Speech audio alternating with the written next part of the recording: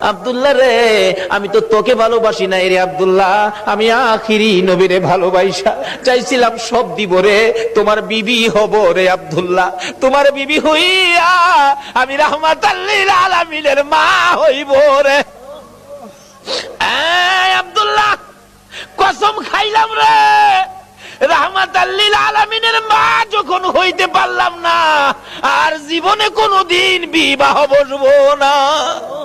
আমার আল্লাহ বলেন, ও মরিয়ম, আমার বন্ধুর ভালোবাসায় চাইছিলি আমার বন্ধুর মা হইতি, মনে বড় আশা ছিল, হইতে পারলি না, তোর ভালোবাসা টুকুন আমি আল্লাহ কবুল করেছি। জোরে জোরে কন্যা সুবহানাল্লাহ। আরে নবীর প্রেমের পাগল যারা প্রেম খেলা খেলে, বলুন নবীর প্রেমের পাগল যারা, নবীর প্রেমে ওয়াস করনি দন্ত দেয় ফেলে, নবীর প্রেমে ওয়াস করনি দন্ত দেয় ফেলে, নবীর প্রেমের পাগল যারা প্রেম খেলা খেলে, হাইরে নবীর প্রেমের পাগল যারা।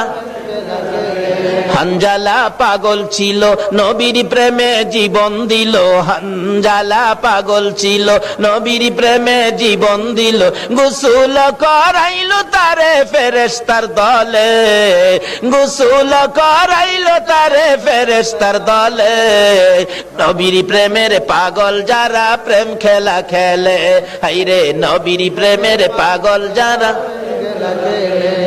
বলতেছিলাম দয়ার নবী মায়ার নবীর প্রেম আর ভালোবাসায় কসম খাইলেন জীবনে আর কোনোদিন বিবাহ বসবে না।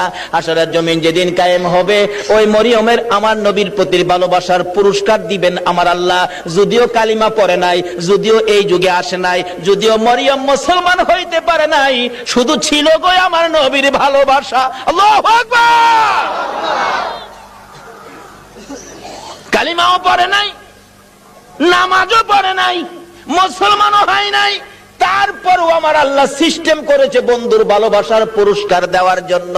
কিভাবে দিবে? হাসরের দিন বিচারের কোর্ট বসে আমার আল্লাহ ডাকবেন, ফেরেশতারা রে, আমার মরিয়ম কই, মরিয়মকে জান্নাতে নিয়ে যাও, মরিয়মকে জান্নাতে নিয়ে যাও।